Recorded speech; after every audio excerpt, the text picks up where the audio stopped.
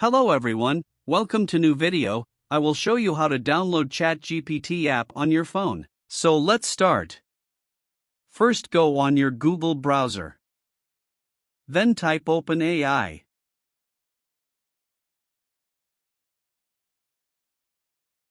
Go on first link. After that scroll down to find Try ChatGPT.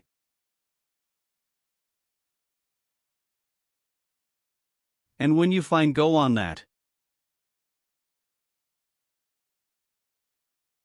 Now you need to go on this 3 dot. After that tap on add to main screen. And again add. And you are done. So that is it for this video. If this video like you, leave a like and subscribe for more tutorial like this. Goodbye.